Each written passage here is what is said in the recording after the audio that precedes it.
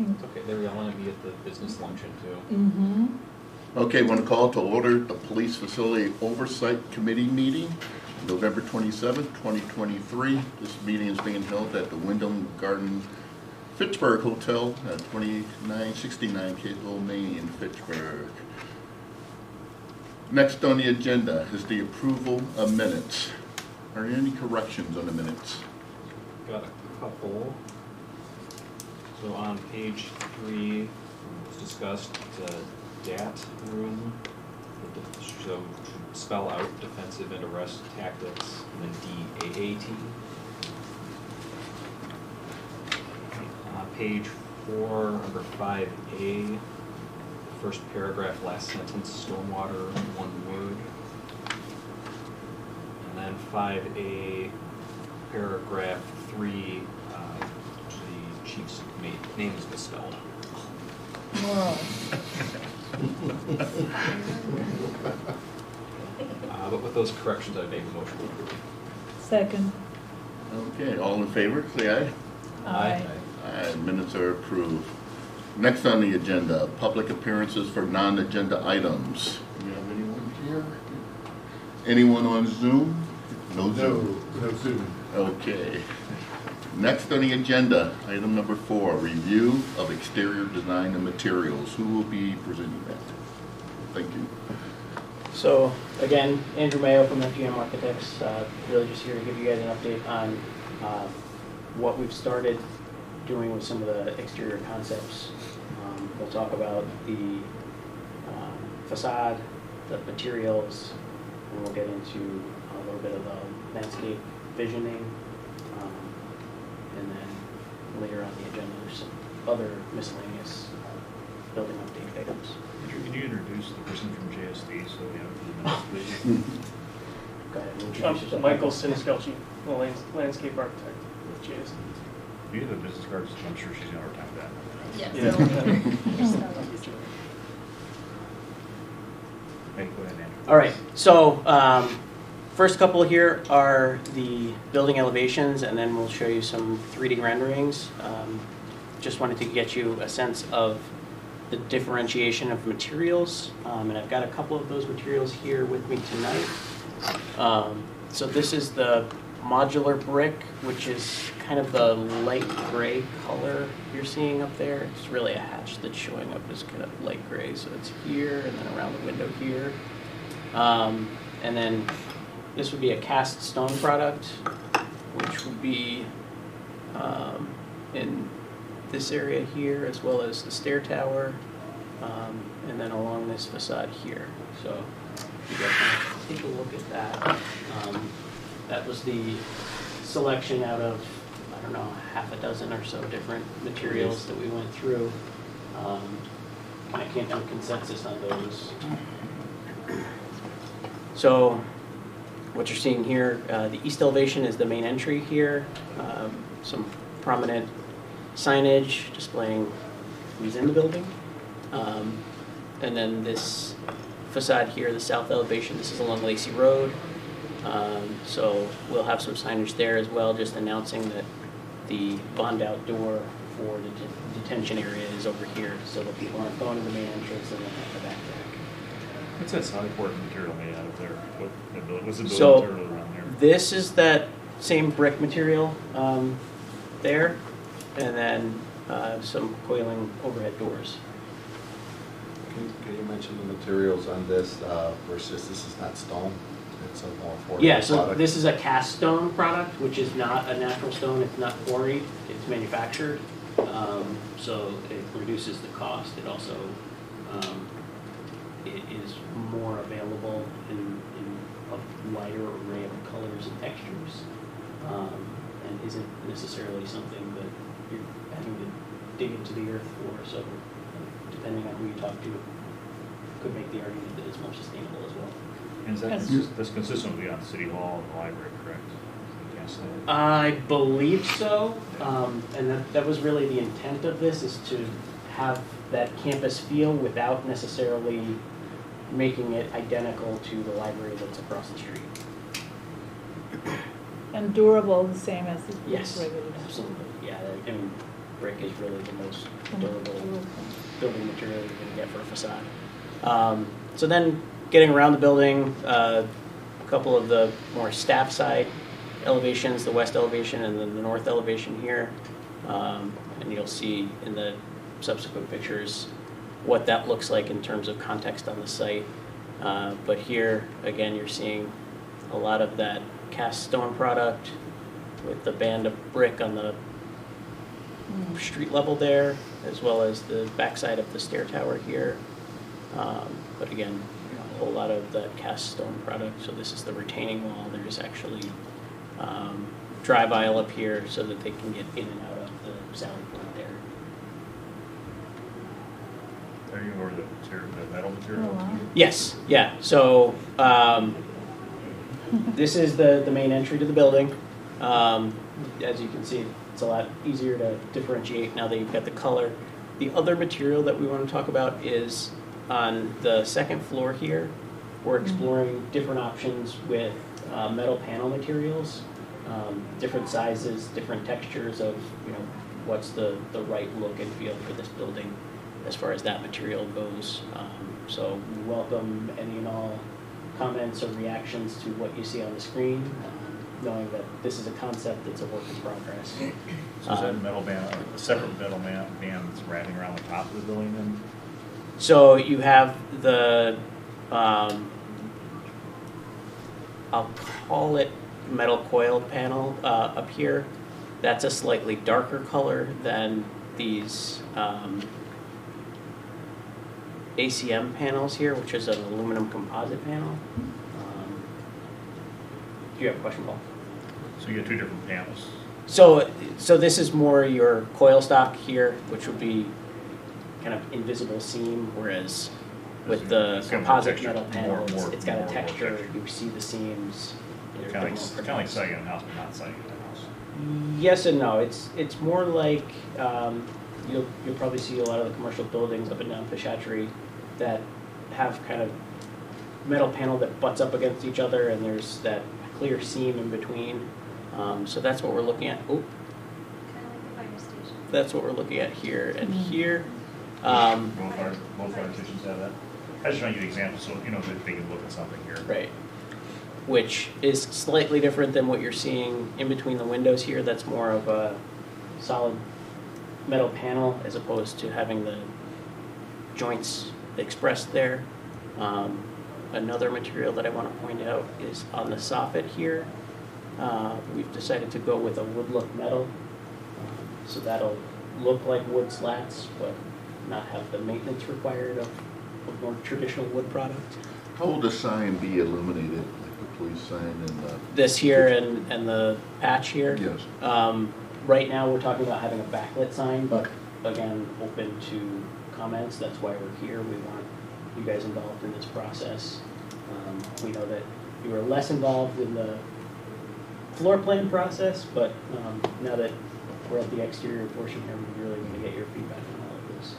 So when you say backlit, so will you have like a metal police sign and then just little lights in the back that illuminate? So or- you'll have a series of LED lights behind each Okay. letter, and those lights are pointed at the metal panel of the building, so they reflect back and kind of give it a glow. And will the same go in the patch also? The same goes for the patch will be really just behind the patch unless we decide to go the route of the slightly more expensive, which would be getting each of these pieces separately as opposed to having more of a screen printed sign. These are individual letters, so it's easier to backlight them individually.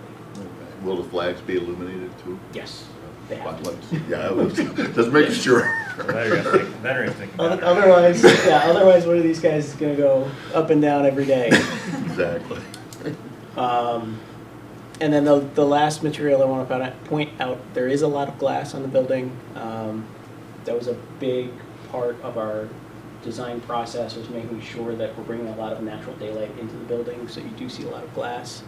And that would be just aluminum storefront and aluminum curtain wall, depending on where you are in the building. So that'll complement the aluminum panels that you see up on the second floor. Can you go over a little bit how the door entry works there, like it's protruding out? Sure. So matching the metal panel behind the police sign, there's going to be this metal panel entry vestibule that projects out and kind of invites you into the building, as opposed to your standard just having the door in plane with the glass wall. This at least gives you that more pronounced entry to say, here's where you go, so people aren't wandering around. And then on the inside there, you start to see some of that wood look metal panel, giving you more of a warm feel as you come into the building. Are there gonna be any benches or anything? Yes, yes. So that's why Well, my counterpart from JSD is here. Later on in the presentation, we're going to go over some of the landscape visioning. We want to get some of your feedback so that we can point that design in a direction that is right for the police department as well as the city. So there are any overall comments from the committee on the design so far? And so as you're thinking about those, I'll walk you around the rest of the building as well. So here's the view from that corner of Lacey Road and Research Park Drive. I don't know, too, the landscaping is just showing just grass. Yeah. Like, Right. Right. could be prairie, some Right. kind of prairie grass, so. There's the main entry there, just to give you a point of reference. This is a view from the staff parking lot, just humanizing the scale of the building. So this would be kind of looking at eye level, looking up at the building from the parking lot there. Another thing I want to point out is potential cost-saving measure. Rather than building out the full future need squad garage, we've talked about doing an open-air carport here, just so that the cars are covered, but not necessarily indoors. So something to think about as we go forward, and as Jared's team starts putting together the budget on what's in, what's out, what's the true cost of everything going to be, and what's the city council going to approve for the project. Thinking about some of these things already as to what could we put in as bid alternates to make sure that we're getting the most bang for our buck, and if we're tight on budget, where can we start to cut some things? So Chief, I would take it that the preference is covered. Yes, we're talking, we reduced already some square footage in the indoor garage, but there is some area for growth 20, 30 years from now if you want to expand on the garage. But this is in addition to that, the outdoor if that were not available. And how many squads will go inside? I think we have We went from 46 down to 30. 37. Plus we have room for motorcycle, Correct. bike as well. Correct. And Andrew, is that stone above the carport area then? Yeah, so the cast stone product, you can see all along the base here. It gets interrupted by the vertical stair tower here that's all brick, and then some more of that stone in the shadow over here. And that comes up and around at the patrol area up on the first floor here and continues down. You can see it a little better here. Continues down the retaining wall there. So above is the sally port that's in brick, and you've got the cast stone juxtaposed against that, giving you a little visual interest there. Would that solid board be like metal panels? It could be. The difficulty with that would be where to transition from one to the other. Just because as you go around to that Lacey Road side of the building, it does lend itself to wanting to be that brick that's coming along the line there. The other thing I want to point out, obviously we talked about natural daylight, so getting some natural daylight into the squad parking as well, with some of these ribbon windows here. Not necessarily privacy concern because we're talking about putting them up high, but it's allowing the natural daylight into the lower level of building. Do you have a question? Is this the fish hatchery side? This would be looking from From- kind of up the hill from the creek. Fish hatchery. I was just thinking, because the front of the building faces Lacey, the sign that says police is on this side. I wonder if we could have, or if we have another sign on that side that people could see. Yeah, so right police from now, the- you're looking at kind of the staff area back here. I don't have one. The view from coming up Lacey Road here, there are some signage opportunities on the west facade there. Basically, a big blank brick wall that we can put some of that signage there. That's where I was talking about. What about the south elevation though, Andrew? I think that's what she means. From, Yeah, so from there's Lacey. Yeah, two right there. signage opportunities. One is this police this is the facing Lacey Road side, The south side. and then here's that big brick wall that I was talking about. The Sally Port is here, so this would be looking, if you were at Fish Hatchery in Lacey, if you were looking east. Yeah, So if you go back. just thinking for people driving, they could see the police So from that side. where all the cars are parked there, that facade is the west facade of the back side of the building, that's parallel to Fitchburg Road. That wall is parallel to Fitchburg. But correct me if I'm wrong, that elevation there'll be trees and other Yeah, greenery so- that would not allow you to view that from You'll Fitch Hatchery. You'll see the building, but it won't be clear as day, as opposed to coming up onto the first floor, that street level. So I'm wondering if we could have some type of sign that people Yes. could see from Fish Hatchery Road. Yes. That says police. But you gotta be careful, you get too many signs there, people aren't gonna know where the entrance is, so. That's true, but we only have two on the front, and it's facing Lacey Road. This be more like a wayfinding situation. Unless in the corner, we could have something in the corner of Lacey and Fish. Yeah, we've also talked about, and we can get into it, if we start talking about some of the landscaping here. We've talked about this corner of Research Park Drive and Lacey Road, putting a monument sign there, because it's the front entry, announcing, hey, this is where it is. Mhm. And there's a whole multitude of opportunities there, based on whatever the city standards are that we're using for signage, matching the campus there. So, any other questions on the building look, the materials? Otherwise, we can jump into some of the landscape questions and some of the visioning. So is there gonna be a fence around the parking area? Yes. Yeah, so the fence, I don't really have a good site plan to go from, but the fence will start at there will be a gated entry for staff off of Research Park Drive, and it'll run completely around the staff parking area, and there will be a gated access right next to the Sally Port as well. Anything else on that one? Okay, let's go to the next item on the agenda. Item number 5, which will discuss the initial landscape and hardscape design. And if you could repeat your name again. Yeah, Michael Siniscalchi. Thank you. So this is one of two options we're presenting today. And this is just to get ideas from the committee. It's nothing set in stone. But this option kind of has a more traditional, a little more formal foundation plantings. Have some shade trees, the bigger kind of green circles there, and then an ornamental tree on the corner. And we also have a bench feature, which is not your typical bench, but it could be more, say, architectural or visually interesting rather than just a plain bench. And that material could be wood to kind of bring those interior materials outside.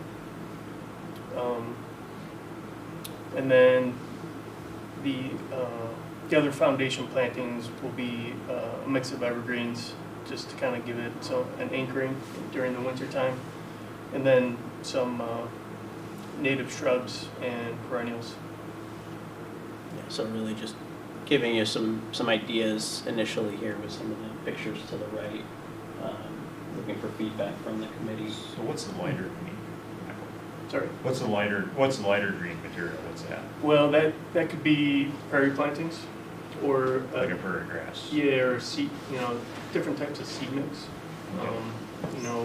Does it get like a couple feet tall, or how tall is it? Yeah, usually if you want a prairie planting, they have what they call a short grass prairie, and that's about 3 feet high, give or take, what's blooming. Might extend a little bit higher. What does maintenance look like for that? Usually need to give it a burn, like once a year. And that would entail having like a prairie maintenance company come out and burn like the grasses and leftover perennials at the end of the year. And you can do it next to the building? Well, that's the thing, you want a buffer. And I was telling Andrew, this corner is a tight spot to have those kind of plantings that require that kind of maintenance. So that's one thing to think about. Yeah, so there's a lot of different things we have to balance here. The comment about the native prairie plantings comes from Fitchburg Center Committee. Their desire is to restore as much of the prairie as we can on the site. However, there are some limitations to that, so it'll be a conversation ongoing as we go through design here as to how much we can actually do and how much is more, I'll call it traditional commercial plantings. So what is Plan B with the prairie type? Plan B incorporates this little stormwater sculpture element at the corner, anchoring that corner into the landscape. And this is on the right, it's just like a stone almost box that would kind of appear and disappear throughout the year. So it kind of activates that corner a little bit more. In the winter, the plantings would be lower and reveal that kind of sculptural element. And then, design-wise and spatially, obviously it's kind of the focal point there. And then we'd have plantings on the other sides of it to complement it. So I think that option just kind of brings up this idea of like a sculptural element or something different instead of just landscape. And where would a monument sign go? Just thinking the grass is in. Yeah, right at the corner here. Yeah. So yeah, the prairie You're plantings watching would, on the vision card, that sign. right? Yeah, that's another balancing element. Yeah, so the other thing that we're starting to show here is some of the different hardscape elements and how we can incorporate those into the design, making them security features without necessarily looking like security features. That's a lot of what we'll start to develop now is things that will complement the building, complement the landscape, but also keep the building safe from anything intentional or unintentional at that corner, just because of how close it is to the street. Another thing that we're exploring, that Michael and I were talking about earlier, is what the true elevation of that first floor level is going to be, because we're doing some more exploring on how much of the existing site material we're going to have to truck off site, which obviously has a cost and a negative sustainability impact and on the list. So we're trying to minimize that. And one way to do that would be to raise the building a little bit. In doing that, what you'll start to see here is there will be potential for some stairs and or a ramp leading to each of the entry points around the building. But those, again, will play into all of that hardscape in the landscape. So would any of the hardening features present a problem for like winter maintenance in terms of clearing the area? Because like currently it's Parks clearing City Hall with their Jeep. I guess would any of that present a problem with actually getting in there to clear the snow out? Well, some of the hardscape elements are literally in the landscape, so you're not clearing them anyway. It's not walking surface. The walking surface you're gonna have to clear are the stairs and the ramps. I think it really depends on, are we looking at mechanically trying to clear those, or is it a smaller snow blower? Or It's not a long distance. Usually, I think normally Tracy, are they using like a mechanical system with room? They're using room on that floor, so, right? with Yeah, but a 5 foot it's like a room. narrow bobcat. They get a port, well, they were using portals. There's a 5 foot room on them. So, I mean, let's just start with heater on it, well, that's expensive. The difficulty might be getting around the corner on any ramp that we have to. That's do a the switch back problem. on. The library was set it at 5 feet wide. The problem was, they had 5 feet wide, with room to make the turn. Yeah, so that's something we'll start to consider as we develop the plans for that. What about bike racks? That is something we talked about. No, I don't have that, but we started talking about the potential right at the front entry here along the flagpoles. Is there opportunity for any bike racks either here or on the opposite side? And both concept options really lend themselves to just incorporating other things like that into the mix.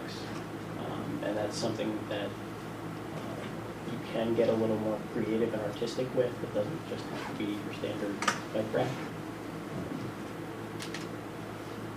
I like that bench. Is that a bench at the bottom? Yeah. I like that one better than the other one. Better than this one? Yeah, it's Okay. because I need to see more detail, but Yeah. that one seems to be more. Well, that's exactly the feedback we're hoping for Yeah. tonight, so that we can then start to go in that direction and then show you more details on those So pieces. you got just one bench showing right now in this drawing then? Yeah, Yes, a bench just the area. little L shape here. And getting back to the bike racks, I think you would have to consider the B cycles, the electric bikes. Yep. Mhm. So we're, There's a station right across the street. no, but There's one at Yeah, city, put city an hall, arrow in questions, that how many direction. do you have on the city campus site, I I'm guess? not sure. Yeah, I guess they go to about a half a dozen up by the city hall, spaces there. Are there any other Do they use some of them? rental vehicles? Like, do you guys have any of the scooters or anything like that? Oh, no, Okay. don't bring that up. No. Because no you don't want the scooters. sidewalk littered with those. You want to have a place for them to go. I don't think we need those. Any other questions on the landscape? Any other comments? So your idea is whatever you come up with here, you carry it around the perimeter of the building then? This is just a sample. Exactly. Could we get this presentation and maybe better pictures of Yeah. what you're thinking about? Give a closer look.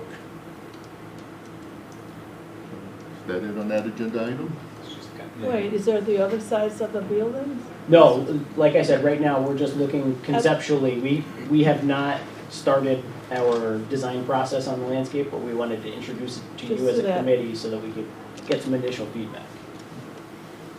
Okay, because you talk about the prairie, maybe on the other side Mhm. would be incorporate that instead of the Well, the idea is that prairie all around the building. Oh. The question is, what is prairie? How do you define prairie? Yeah. What is that plant material going to be? I mean, I think it's pretty clear from Fitchburg Center, they're not looking for turf grants all the way around the building. Right. So I don't think. I'm that's- just saying there are other areas other than that particular Right. corner there that could be done. Right. Yep. And were there any additional comments? I think that one of the previous meetings talked about the fence and how that was going to be either obscured by vegetation or. Yeah, so this conversation will lead us into how to treat the other sides of the building, Okay. including that fence area and how tall that fence is and how open or opaque that fence is at different areas. We're thinking along the public ways, whether it's Lacey Road or Research Park Drive, where there's public visibility, it would be more of an opaque fence. As it gets toward the back and there's those nice views down to the creek, it would probably be a little more open. I guess just in terms of comments, understand Fitchburg Center's desire for Prairie, but I think given the constraints on this corner, this is Yeah. a good option. Yeah, that's the balancing act we're doing. Mhm. Yeah, and it feels welcoming in the sense that we want it to be part of the community, and Yeah. there's still plenty of space in the back to do the Prairie. Okay. Any other questions on item number 5? Hey, let's move to item number 6, review a sustainable narrative scope. Who's going to present that? So, You. continuing There you go. on, this is kind of a rehashing of that checklist that we showed you before. Jared and his team got some of the narratives from our team and our consultants, and they're working on putting some prices to each of the options that we have. But here, our team kind of went through on what we can include in the base scope, which is this second column here, and what we could include as more of an enhanced scope item. So just a lot of this has to do with budget and how much funding we have available for the sustainability items in the budget. So in the base scope, you'll see a lot of the site sustainable items, not necessarily in the base scope, but something we could achieve. Obviously, I think most, if not all of these can be achieved in an enhanced scope, but comes at a cost. So that's where the next time we meet, we're hoping to have a conversation on how you want to spend that money, and what gets you the most bang for your buck. So Would you have, next time, would you have numbers there? Because I'm not very clear if I follow that. When you, for example, you take one of the no categories, so we don't have, let's say enhancement, permeable, paver, Yep. pavement.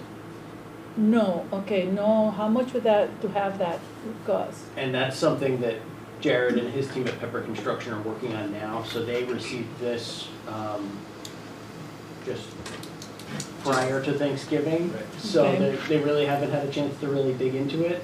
Kind of the reason for putting this together is there's, our point really is there are some things we're already including in the base project. For example, light pollution reduction, that's already included, so we don't need to, come up with another, that's just part of the project. But the permeable pavers are not in the base project, but simply we need to allocate some of that sustainable money towards an enhanced scope. Yeah. And Right, then, and I'm just saying, if we know how much, I mean, are we talking about, I don't know, are we gonna be able to look for money someplace else, or is it so important that we want to have them? right. Well, we've identified $2.5 million to go towards enhanced, sustainability items, and we have to figure out, where we're gonna spend. Yeah, so What So- about solar and geothermal? That's part of, that's on all the part list. of this as well. Where is that? So that would be, part of it would be under this energy and atmosphere. Oh, okay. So right now, we're including a rooftop VAV system, which is your traditional, call it a better option as far as good, better, best with regard to commercial buildings. The other options are this water source heat pump with geothermal, or a water source VRF system.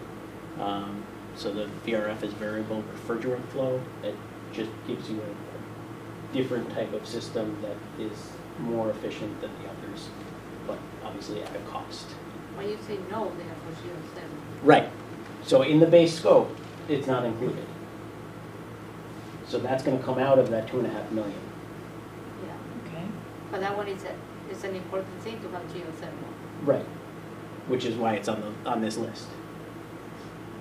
So what I'm saying is anything that says no in the base scope Yeah. but yes in the enhanced doesn't, it Come out of means the it's 2 not million. included in Yeah, the and the 2.5, non-sustainable part of the project, but the sustainability features, that's where as a committee, as a community, you guys are gonna have to make the decisions on how to spend that $2.5 million on this facility. It sounds like geothermal might be high on that list, and so you hope that if you're making the decision that geothermal is number one, then you're able to spend the rest of the $2.5 million on the other things that are just as important.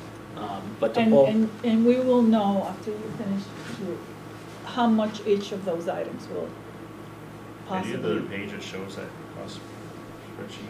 No, no, because we don't have. Well, I thought we had just. He's gonna work- I he's don't gonna like work this, on I it. think in that packet that you gave Yes. us was the spreadsheet that kind of shows what we're pricing right now. Right. It doesn't match what he It's has not on the 100% screen here. on, that's right. Mhm. But like, for example, solar, you know, there's no on-site in base, and then there's increments 2.5 to 5%, 5 to 10, 10 to 20 to offset your energy, right? So we're gonna put values to say, hey, to get 20% of your energy from solar, that would be this category here, the range is low to high, X, Y, Z. So we're working on a spreadsheet that they just gave us to kind of help define the sustainability. And so that we're all on the same page, those numbers are based on historic assumptions Mhm. as well as, you know, current pricing, but not necessarily what you're gonna see on bid day. Mhm. The prices that you see when the bids actually come back, that's the price it's actually going to be. Mhm. So we're making our best estimates now, and then bid day will really give you the full picture. Could you go back to the previous?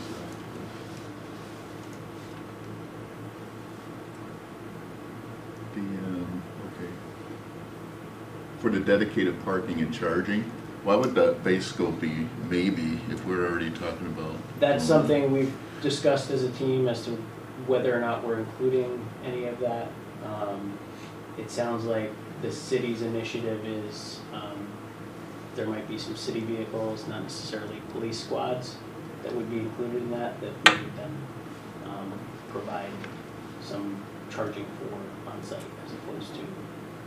But also we need to think future, because eventually we are gonna, the idea is to replace all the vehicle to electric vehicle in maybe 10 years or 15 years, so we need to think about Yeah, how we're so gonna incorporate that in the design. again, that's why it's on the list, but day one, we don't have any, so we're not including it in the base scope because we know that funding is limited on the total project. And technology will change too, and hopefully some of this cost, the chargers are very expensive right now. If you do the squad cars, it's prohibitively expensive in my mind from the estimates out on it. That's like 4 charges for what, $200,000 is what I sent. Did I send you that email?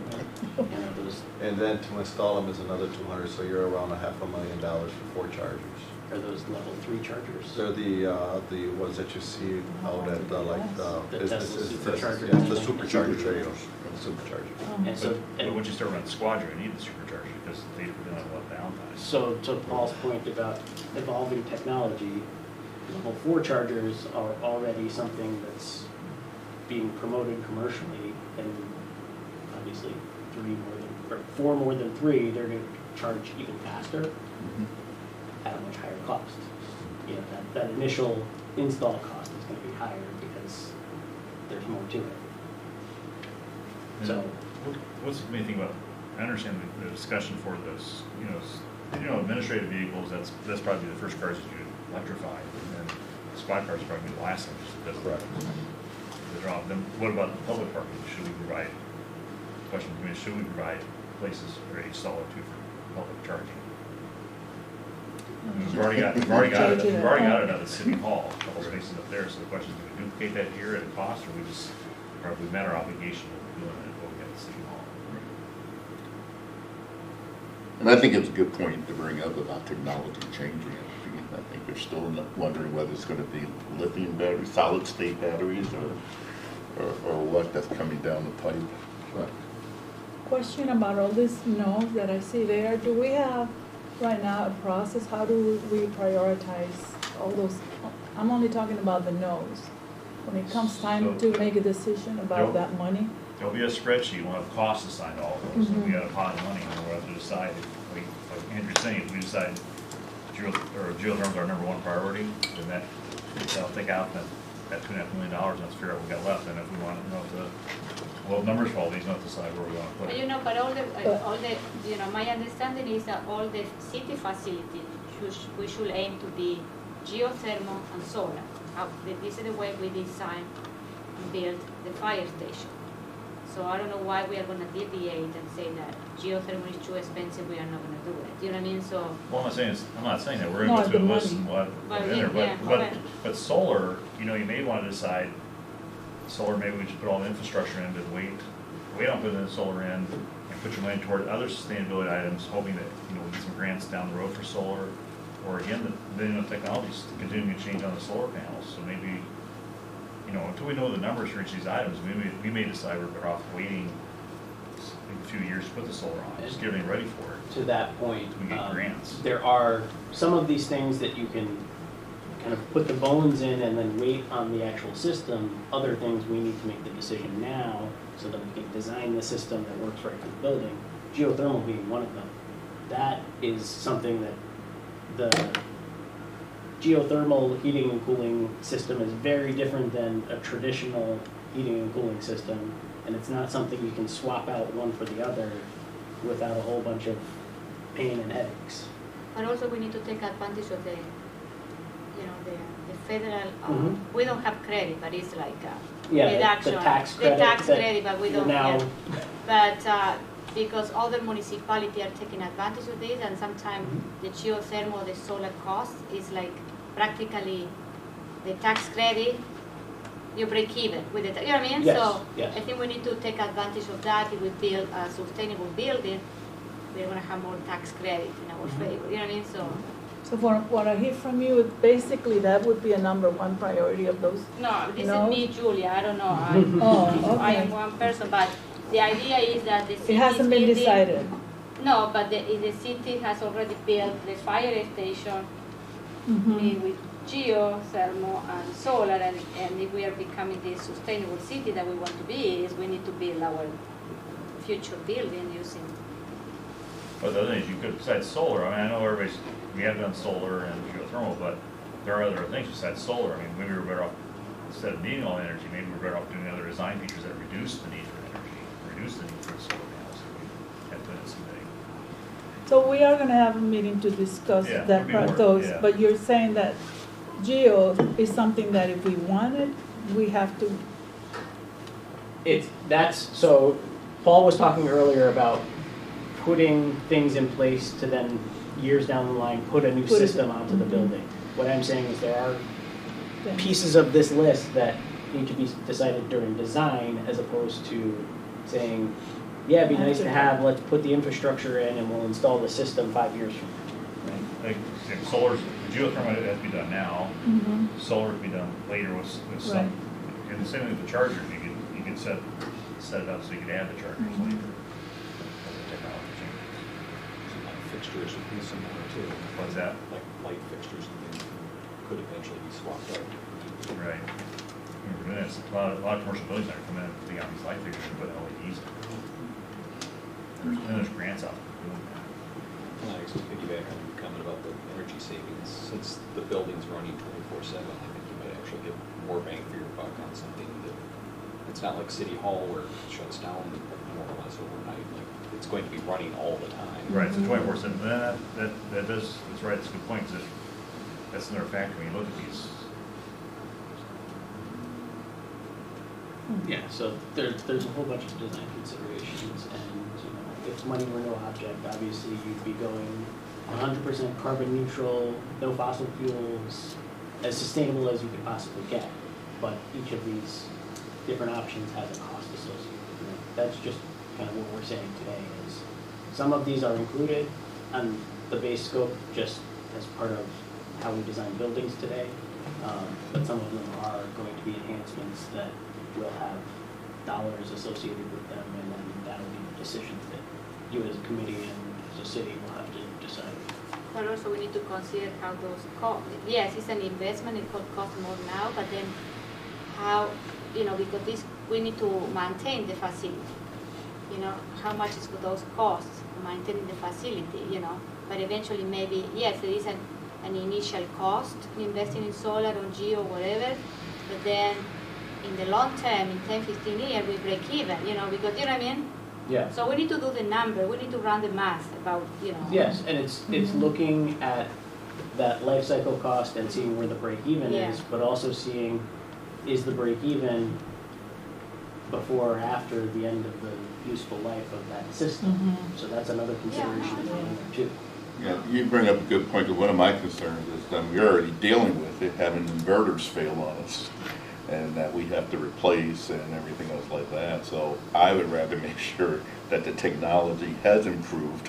So like you said, 10 years down the line, we're not replacing things that cost thousands of dollars. Yeah, because then you've essentially just doubled, if not more, your cost for that system, and then your break-even point can push you further out. Okay. Anything else on the review of the sustainable narrative school? Okay, let's move to the next item, which is review of the project design schedule, item number 7. So today we're approaching the end of our schematic design phase. Obviously these meetings are happening this evening. We've got a common council meeting coming up on the 12th, Plan Commission on the 19th, and Resource Conservation Commission on January 8th. In the midst of all of those, we'll kind of shift gears into design development, which will be getting into a lot of those questions you have about the materials in the landscape, getting those more clearly defined so that by March, we'll have a very good understanding of exactly what this building is looking like, what the materials are, where every piece of the building is going. And then March through July is when our team really knuckles down and gets into all of the details of how the building's put together. By then, the design is pretty much settled, then it's just up to us to kind of put the instruction manual together for the contractor that will eventually build the building. Can I have a question? Because it goes first to common council, it should be going first to plan and RCC and then to council. Because plan commission are gonna bring recommendation to council, RCC is a commission that will bring, Yeah. So then council should be the last one to see it, you know what I mean? So at this December 12th meeting, we're presenting our schematic design package. The Plan Commission meeting is just our initial introduction to the project for the Plan Commission. It's not, we're not seeking approval at that point. That happens further in design development. Okay. And the Resource Conservation Committee is more for getting comments on the sustainability items. Okay. We're still working through that. So Mayor, in this time, when would this come to council then? From that March, July, what are we looking Approval? at? Yeah. Oh, we're looking at December 12th, we're looking for approval of schematic design. Well, this is the issue. Cost. Because, I think it has, because it's gonna go to Plan Commission, and Plan Commission is gonna provide recommendations. Right, but what I'm saying is we can't get to that Plan Commission meeting without you approving the schematic design, which will then kick us into design development. I don't think so. Because if we get into design development and then all of a sudden you're saying, no, we don't like that and we want to change it, then you incur increased fees. So the linear process here is having Common Council approve the schematic design as well as the costs will be part of that package. So that's kind of the step one, I'll call it, in design approval. Then getting into design development, we'll have all of those different committees giving their input, which would then report back to Common Council. And that's when you could say, kind of put your stamp on it and say, yes, this is exactly what we want. That's step 2. Then step 3 is us putting that instruction manual together, going out to bid after we get that manual all put together. Once the bids come back, then that's that 3rd stamp of approval that Common Council gets to put and say, yes, now we know exactly how much it's going to cost. We've got all of our dollars included in that budget as well as any contingencies that the design team deems necessary. Working with Pepper Construction, we'll put together that contingency budget. All of that will then go to council for approval of the budget as well as the construction contracts. So should we try to set a meeting for the ZADOC committee in January next year then? That's what I'm thinking. That's this Do we have a facility. date set yet or not? No. we try to set that now, Jim? Yeah, so my thought is we have a January meeting with the committee, have a March meeting with the committee, and then sometime in end of March or beginning of April is our common council design development meeting. Well, that may shift, but I think we'll at least try to get the January, and, well, we got everybody here, so. Yeah, because that would be the next meeting of this committee. Right. Which week are you looking at? I'm going to say later in the month, just so that we can get some of the commentary incorporated from Resource Conservation Commission, because that next meeting will be that meeting that you get to see the sustainability menu with all of the prices associated with it.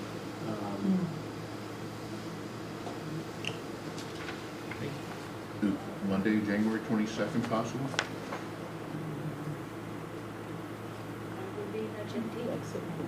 You can't do. Hey, you got a police facility to build. I'm out of the country as well. But if- Zoom, we'll send you.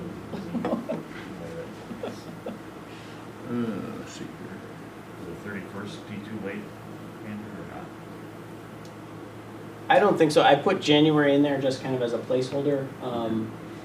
I think really, as long as these committee meetings, to the mayor's point, as long as the meetings happen before that common council meeting that we want to present our design development, I think that's fine. So how does January 31st work for everyone? That's a Wednesday. Works for me. Right. Not for me. But- How about you, Mayor? Which then? January 31st? Oh, I'm gonna be in 31st. Argentina for 2 weeks, so starting January. Starting like January 18 to Yeah. 2-3 weeks, I'm gonna be out of the country. No, So, but you Oh, can meet, okay. you know, you 31st is don't. fine. You don't- 31st is fine? I, 31st. What time are you looking at? maybe I can meet remotely. Or should we go February 1st, because are you coming here for the February 1st meeting? What's the February 1st meeting? This is design development meeting at City Hall. Yes. Yeah, So let me switch gears, how about February 1st? What time? Does 3 work for you, Andrew? yeah.